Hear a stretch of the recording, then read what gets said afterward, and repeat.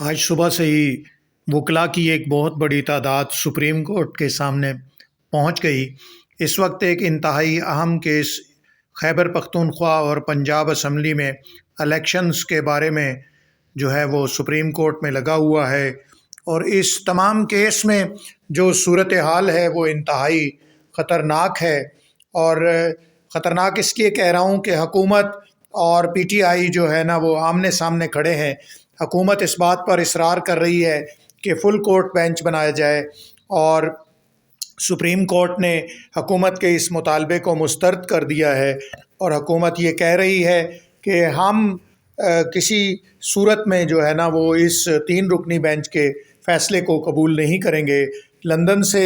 خطاب کرتے ہوئے میاں محمد نواز شریف نے بھی ایک دن پہلے یہ کہا کہ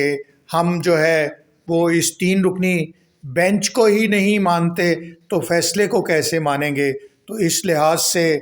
پاکستان مسلم لیگ نون، پاکستان پیپلز پارٹی، جمعیت علماء اسلام فے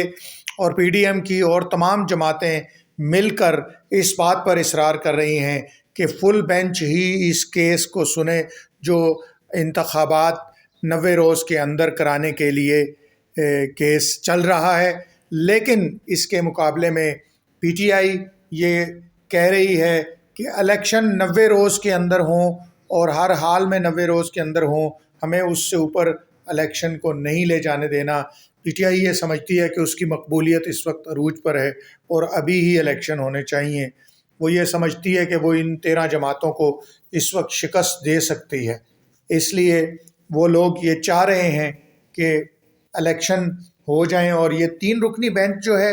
اس کے بارے میں جو ہے نا وہ متنازع چیزیں سامنے آ رہی ہیں، اور پی ٹی آئی نے یہ کال دے رکھی تھی وکلاء کو کہ وہ جو ہے نا وہ عدلیہ کی حفاظت کے لیے سامنے آئیں۔ تو اس طرح عدلیہ کی حفاظت کے لیے وکلاء نکلے ہیں اور اب سپریم کورٹ کے سامنے آ گئے ہیں۔ مسلم لیگ نون جو ہے وہ اپنے طور پر وکلاء کنونشنز کا اہتمام کرنے جا رہی ہے۔ اب یہ ان باتوں سے ایسے خدشہ دکھائی دیتا ہے کہ صورتحال ملک میں کچھ بہتر نہیں ہے، اور اس سارے سینیریو میں ہم دیکھ رہے ہیں کہ ادارے ایک دوسرے کے آمنے سامنے آ گئے ہیں، اور حکومت کی طرف سے یہ ظاہر کیا جا رہا ہے کہ فیصلے کو نہیں مانا جائے گا۔ چیف جسٹس نے آج صبح اس میں یہ بھی کہا کہ اگر آپ عدالتی کارروائی کا بائیکاٹ کر رہے ہیں تو ہمیں لکھ کر دیں، لیکن اٹارنی جنرل نے لکھ کر دینے سے انکار نہیں کیا، اور یہ کہا کہ ہم کیونکہ عدالتی کارروائی کا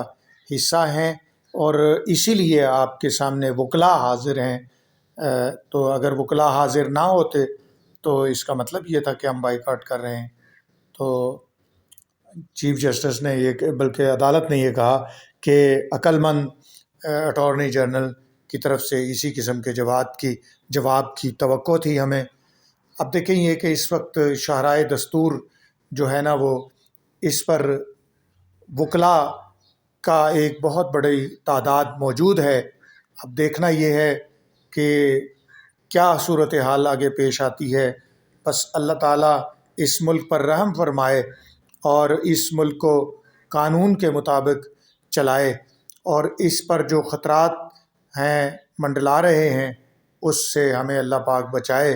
اور قانون کی عملداری ہو، بس اس ملک پر ہماری دعا ہے۔